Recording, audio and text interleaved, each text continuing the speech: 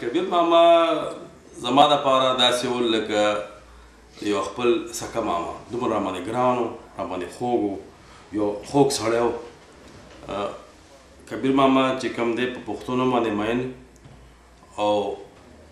زما په خپله د هغه نه ډېرې زده کړې شوي دي دا لر او بر کې دا تضاد او دا فرق چې کوم زما په ذهن کې لږ غونتې و زه پېښوري یم اکثر به راته پېښوری چا وې ما به د برې خوا پښتنو ته کابلی وې په پېښور کې چې کله دلته راغلم دغه څیز هغه زما نه رک کړو دا نن چې مونږ په یو ځای ناست یو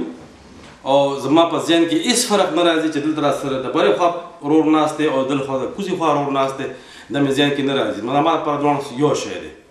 دغه شی دغه زده کړه چې کوم دا ما د ماما منع کړې ده او بل د ماما چې کومه لاره هغه ماته خیالې ده هغه دغه لاره څرګنده لاره د باچا خان لاره هغه خپله کړې وه او هغه لاره یې ماته راښولې ده